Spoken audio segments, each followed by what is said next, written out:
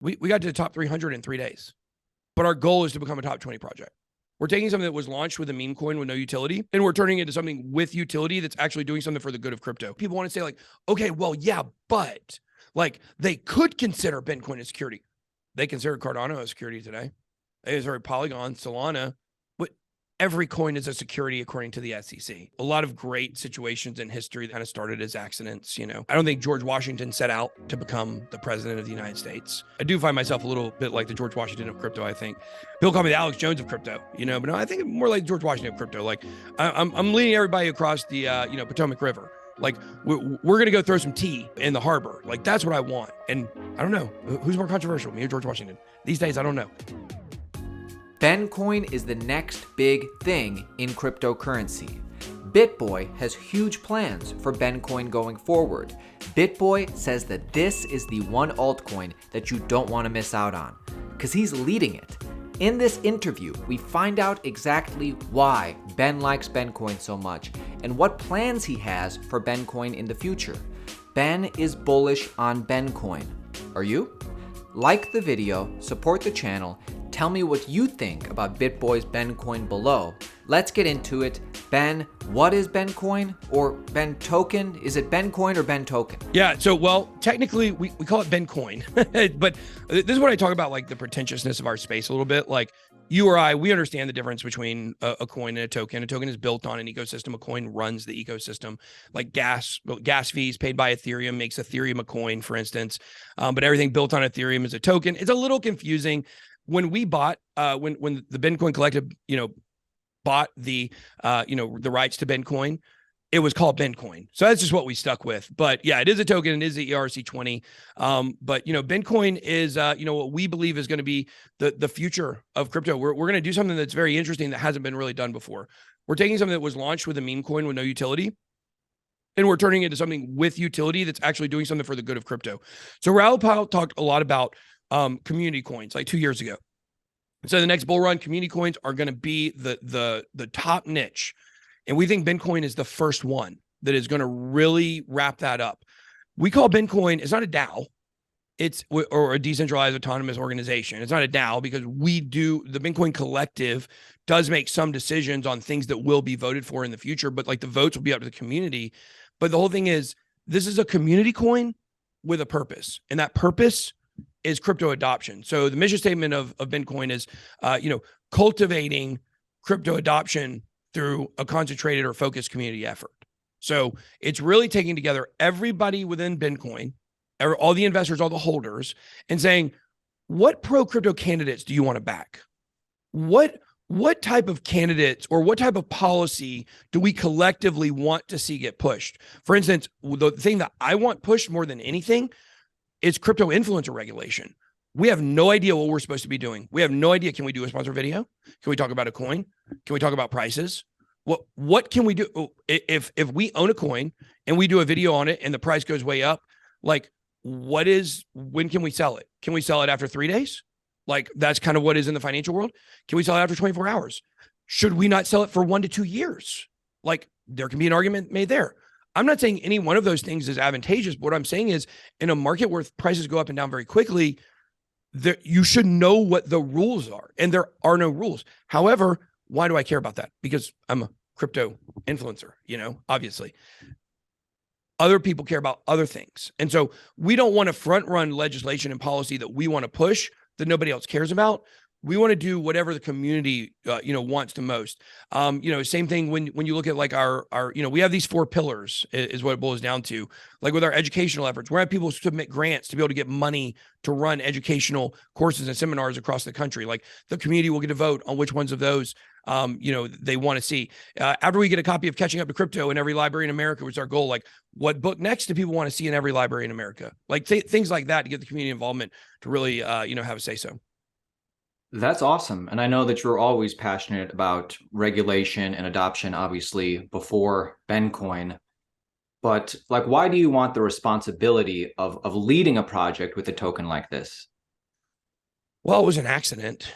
And I think when you look at a lot of great situations in history, they kind of started as accidents. I don't think George Washington set out to become the president of the United States. He was the right person, right place, right time. And I think that's similar to what's going on. Certainly not. Well, I do find myself a little bit like the George Washington of crypto. I think people call me the Alex Jones of crypto, but no, I think I'm more like George Washington of crypto. Like I'm leading everybody across the Potomac River. Like we're going to go throw some tea, in the harbor. Like that's what I want. And so, obviously in stature and greatness and, impact, and I don't know who's more controversial, me or George Washington these days. I don't know. Back when I was younger, they definitely would have said me, but, obviously there's some controversy with him as well, but I'm just speaking in regards to his leadership. I didn't set out to do this, right? We did set out to raise money for crypto regulation. It didn't go very well. Nobody wanted to put any money towards it, right? Then this guy sends me a message. He's like, hey, we're in this group together. It's Ben.eth group on Telegram. Like, I've got all of this. I've got this coin I created. I launched it. Like, I didn't even know there was a sale for it when he messaged me about it, honestly.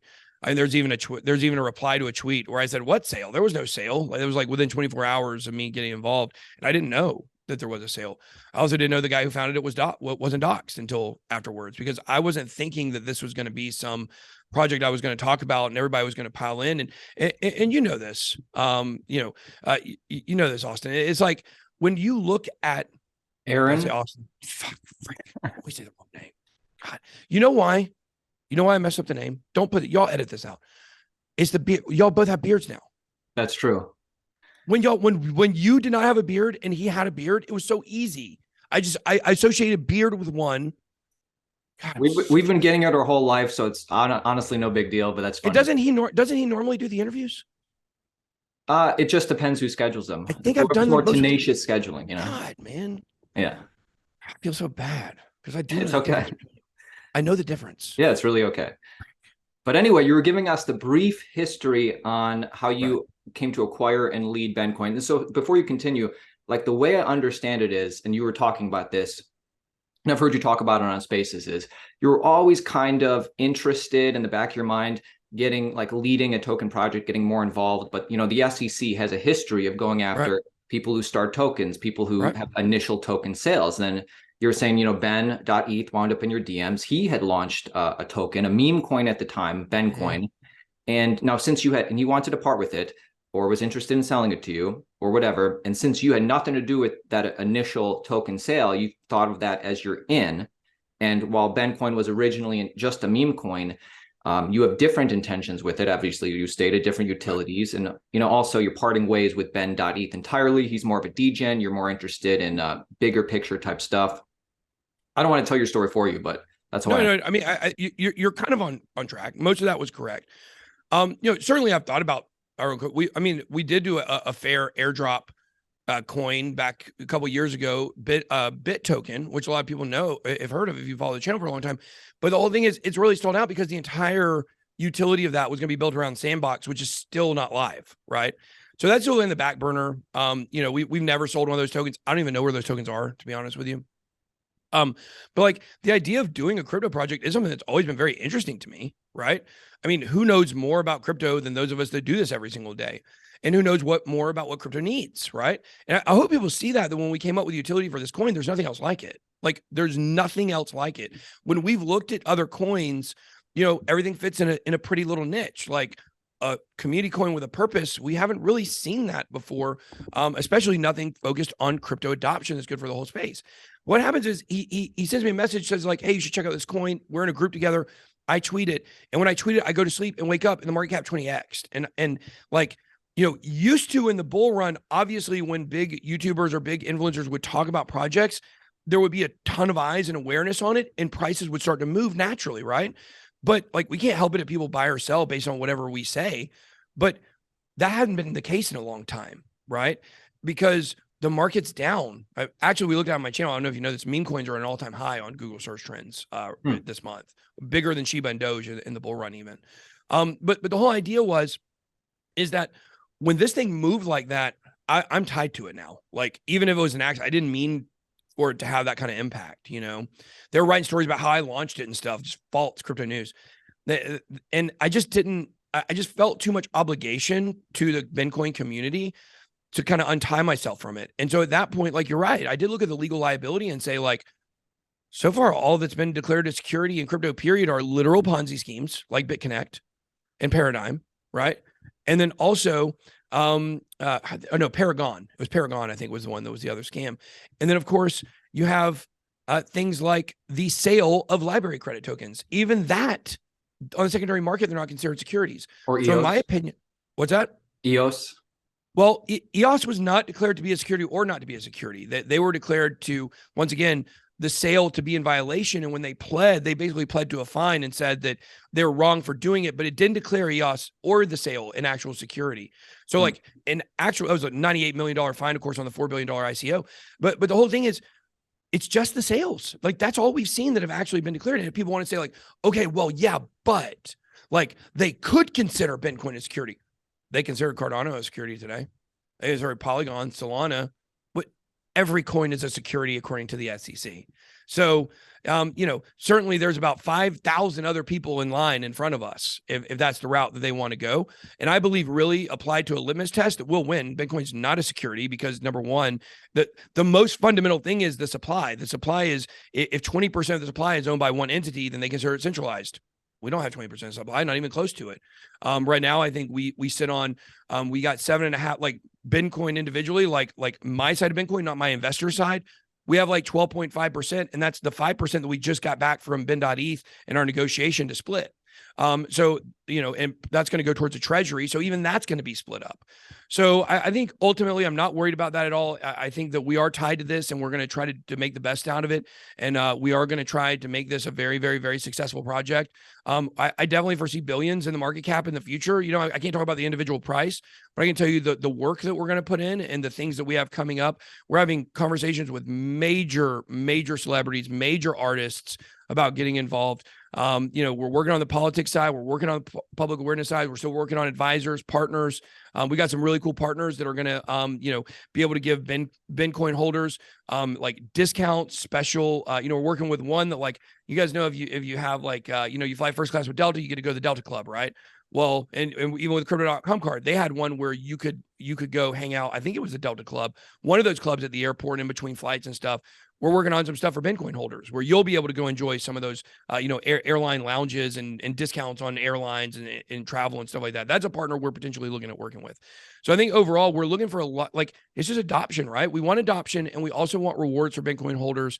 The whole idea is we have these 4 pillars, right? Public awareness, crypto education, crypto news, and then, public policy and regulation and stuff like that. So these are our 4 pillars, and all of our money earned from our liquidity pool is going into pumping, those 4 areas to be able to make it where more people know about crypto, more people know what crypto is, more people understand it the right way. We want provocative ad campaigns. We're going to challenge the common thoughts about crypto, and stuff like that. So we're real excited about it. Very exciting. And I understand what you're saying about George Washington. There's a guy who didn't necessarily exact for that precise responsibility, but he's a man who leads, he's a man who takes risks, and it kind of fell into his lap. And now, he's leading the charge, right? Yeah, that's exactly right. I mean, that is how I see it. Like, I would have never done this on my own. I accidentally got tied to a project and then started saying, like, okay, what is the best way for me to lead this community and not fail them? And then it turned into this idea of, wait, we can actually use this in order to, push crypto adoption further than it's ever been before. I mean, just think about having a copy of Catching Up to Crypto in every single library, every single public library in America, every single high school, middle school. We're working on a workbook for the book as well. We're also working on a manga graphic novel. I don't know how graphic it'll be, but a mega graphic novel for elementary and middle school kids to kind of get their hands around what crypto is about. Of course, be based around the superhero Bitboy. Everybody knows that. It will not be me. It will actually be a Cape Crusader. Just think about what that. I've got a guy who he comes up to my office sometimes. He literally will buy 100 to 200 wholesale books, and he will take them all around downtown Atlanta, and he will hand them out to people. And he will go to, some of the roughest areas there are and say, look, this is your freedom. This is how you get out, is through crypto. And so there's now being able to have access for free to a book like that all across the country. Like, that's big stuff. And also, like, I want people to know, like, we're not doing this that's not to sell the book to make profits. Actually, all the profits we make from those wholesale book orders we'll do to put them in the libraries, we're going to roll back into the project. Because it's not about money. The whole project is not about money for me. It's about pushing crypto adoption, because that brings more money for all of us down the road when we finally get to where we've been talking about going for, 5 years or more now. Yeah, so let's talk about how exactly the Ben token, Ben coin, is tied to everything you want to do. Because I don't fully understand it. I don't think people understand exactly. You want to pass legislation, you want to get crypto education out there, different media things, different perks like the Delta. Like, how does that have to do with Ben coin? And like, maybe specifically, if you know, like, whether, buying, holding, staking, these different things that will ultimately be positive for supply and demand. Yeah. Well, no, number one, this is a very rare situation. Like we have the liquidity pool. That's what we have. So the profits, so the more volume that it's traded, the more profits we have coming in to be able to do the things we want. And we have a budget set out that's like, 20% goes to public awareness, 20% goes to crypto education, 20% goes to policy and regulation, and then 20% goes to, building we don't want to call it an unbiased crypto news platform, but the fairest crypto news platform that exists. That's what we're going to probably call it. No paid promotions at all, no paid press releases. It will not be funded by projects. It'll be funded internally. And so, we can talk about that later down the road. Once we go a little further on that, that's not until like quarter 3. But what happens is those liquidity pool profits, we roll those into those 4 areas. And so as far as the voting, we've got to roll, the voting will be rolling out next quarter. And so we're still trying to get our hands exactly around on whether we want to do snapshot voting, where you get a snapshot to your address and then you get a certain amount of voting power based on how much you hold and how long you've held it. Or if we want to do it kind of like staking. We think we want to do, we don't think we want to go the staking route. There are third-party platforms that we've considered using that will allow our users to stake Bitcoin, but it wouldn't be through Bitcoin. So there would be a risk there for people. We're not going to do that for the voting, I don't think. I don't think we want to create our own staking platform for that. That was originally the plan. But also we want to encourage people to trade it, whether they're buying or selling it. That goes into the trading volume, which goes in the liquidity pool that allows us to do what we do. So obviously, when the price starts going up, which, I can't guarantee the price will go up, but assuming at some point, like bull run comes, overall crypto market cap goes up, then, less trading will be fine because the tokens will be valued more, and they'll be, we can still use that, in the value gained to be able to roll into those 4 initiatives. But the utility of the coin is really the governance of, like, let's say with our policy and regulation. So people, let's say market cap goes back up to, $50-60 million. The trading volume is good. We would be making approximately anywhere from, $10,000 to $30,000 to $40,000 a day on the liquidity pool. Let's say it's $40,000, $10,000 each. Now that's a good day. Okay. So that's not what we're experiencing right now by any stretch of imagination, but $10,000 a day would be rolled into, would be split between, let's say it was $40,000, $10,000 each would go into those 4. These are just rough numbers. There's a little bit more. There's a 5% for community, a 15% for contractual work. But let's just say hypothetically, $10,000 each would go into those 4 initiatives. So after that happens, now we start actually making those funds work for us. So a great example is for backing pro-crypto candidates. So what we would do is we would build that pool probably between now and the next election, right? We would probably say between now and at least next year, when candidates really start running on a presidential level, on a state level, on a Senate level, on a Congress level, other areas. When there are candidates that are pro-crypto, we're going to select out of like maybe nominations from the community, maybe 10 to 20 different nominees. We say, these are the most pro-crypto candidates that we want to back, that have a chance to win, where we're not throwing the money away. And then what we're going to do is, I think we're going to do snapshot. So the community will get a snapshot taken at a certain date and certain time. However much you held and however long you've held it will equal voting power. And then that voting power will be able to go and vote for one of those 20 candidates where you want to see the funds go to. Now, let's just say, for example, Ron DeSantis. Let's say Ron DeSantis is super pro crypto. 30% of our audience wants the money to go to Ron DeSantis. Okay. What that would mean is that when they go vote, 30% of the pool goes to him. It's not a winner take all scenario. So if there's one candidate that's a smaller candidate that a lot of people like, and 7% of our community votes for that candidate, 7% of those funds are going to go to that candidate. So, and we're also going to be doing other things like, backing, pro crypto organizations like Satoshi Action Fund and stuff like that. But, most of what we do is going to be brought up to community vote. Our logo was chosen by the community. The community chose not to do, they didn't want us to do a version 2 of the staking contract. So there's a lot of things involved that, community has already chosen, even though it's been on Telegram, hasn't been official by the governance, because that doesn't roll out until next month or next quarter. Does that make sense? Yeah. So I understand. So the way all these things you want to do with the token, the way it's actually tied to the token is through the revenue generated through the liquidity pool. The community gets to vote and how that money is used, right? Correct. Yep. And then I'm not saying this is different from many projects that have to deal with this, but like say that Ron DeSantis does get a big chunk of Ben token, is it's not paid in Bitcoin. Oh, okay. What's it? Oh, it's going to be converted over to ETH and converted over probably to stable coins or whatever. We have to move it actually into cash to donate it, and that's what we'll do. Okay. So is there a risk of like these donations, this money going to a certain thing being like sold on the open market? And I'm not saying that's different from many projects, but I mean, that's what would happen. Well, if 50% of the liquidity pool profits come back in Bitcoin and 50% come in Ethereum. These are things we still have not worked out 100% yet. That's why we haven't rolled any of this out officially. These are things like, at first I was thinking like, okay, well, this go here, it's real easy. But then you're like, okay, now we're sitting on a bunch of Bitcoin. Like, do we want to really start selling off the Bitcoin from the liquidity pool profits? We already said we won't sell our own supply until we hit at least a 500 million market cap.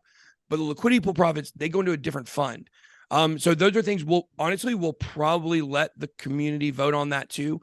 We would also have the option maybe to sell some of that OTC, maybe, where it won't hurt the price, and we could trade that out. That is another option we could look at. Like, we use Caleb and Brown for OTC stuff, so it's a conversation we can have with them as well. So the ETH is no big deal. Like, it doesn't matter if you sell ETH, right? Like, we're not gonna be able to affect the market selling ETH.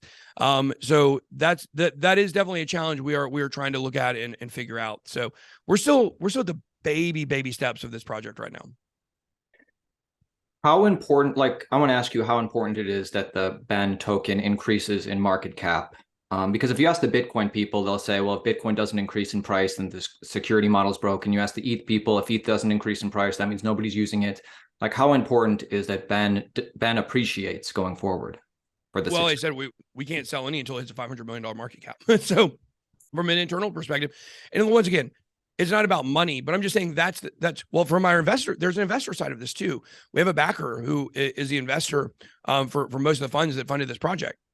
So obviously they're in it for money on some level, right? But we also have an agreement that even at that, nobody can sell any of the tokens that's involved in Bitcoin Collective more than half of 1% of the volume on any given day, even after we reach a $500 million market cap. So internally, you have to understand there is motivation to get this project going in the right direction, and to see the market cap go up. However, if the market cap, let's say if we were able to get to around 100 million and then it stayed sideways forever and it never went up, we were never able to profit from the project, which is not the main focus at all. Then at about $100 million market cap, that's enough money coming in the liquidity pool for us to really do damage on a lot of these fronts. So that's kind of our first target, is getting back up to that. We were there for a day or two, and then, Uniswap censored us. They took us down. Then of course there was some issues with me working with ben.eth, and that, we separated again. And so we think some of that's going to be able to smooth over, good luck to Ben on everything that he's doing. But the fact is that we have a long ways to go with this project, and we're very motivated to get the market cap up. I want this to be a top 20 project. Like, that's my aim. We think top 50 is probably not going to be a problem. Top 20, I think we can do pretty easily as well. Top 10, it's a little bit harder, especially when we start talking about stable coins in there as well. Now you're talking about like, well, you gotta be better than Solana. Okay, well, that's not that hard. You gotta be better than Cardano. Okay, that's gonna be a hard road. People also have taken into consideration right now we're in a bear market. Technically, I think we bottomed. Technically, I think it's a bull market, but you know what I'm saying? Like, we're in a sideways accumulation market right now at best. And so once things get bullish again and we get crypto adoption going in the right direction, people are going to want more of that. Right now, nobody cares about crypto adoption because everybody's searching meme coins on Google. So we think just by sheer awareness that we're going to be able to really take this project pretty far on that alone as the bull run comes back. But yeah, it's very important to us that the Bitcoin holders are able to have power on the political and the educational. We didn't even really talk about the educational pillar. Like there's so much more to that than what I said. We're going to create an accredited blockchain group that is able to accredit crypto education materials.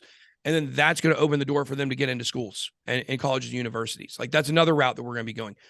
People are going to care about that in the bull market. They don't care about it in the bear market.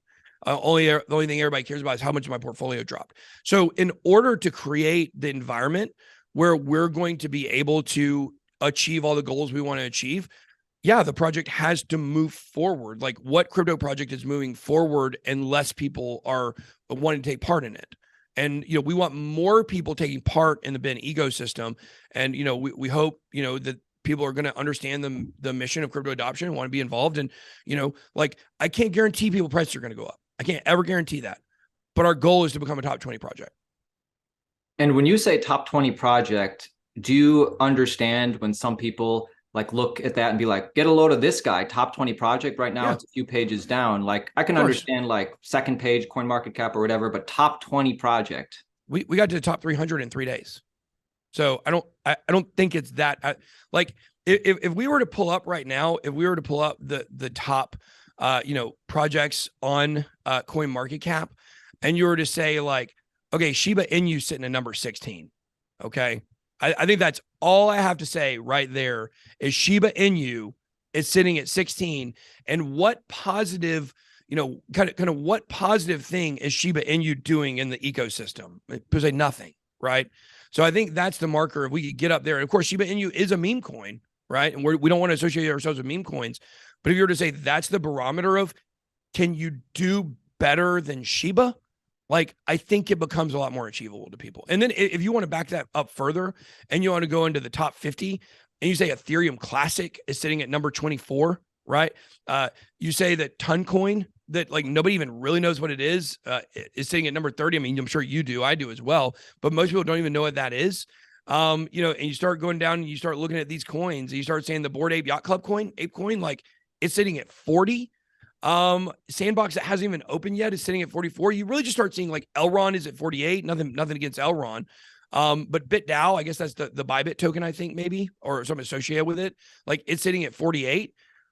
You start seeing it's not as unachievable as people think it is. And when you go back to the bull run and start thinking about coins that were peaking up in that top 50, I would say more of the cream has risen to the top here in the bear market. If you go back and we look at the history of CoinMarketCap and you look, let's say, I don't know, you got to pick a date here, like July or August of 2021. If you look at those top 50 projects, I think you'll see a lot of coins that are totally irrelevant right now and say, oh, it would have been easy to pass those. I'm on my last couple of questions. I want to remind our audience, make sure you follow Ben below and check out all his links below. But as we're finishing up, BitBoy, I guess, well, first of all, doing something like this in crypto, no easy task. Right. There are bound to be challenges going forward. What are some of these challenges you think that, or you think you might hit going forward? Well, we've already kind of hit the death of the hype. The hype around Bitcoin already died. Right. We've already seen some issues between my community and the community of the other projects that we were kind of associated with, Loyal and SideX and all that.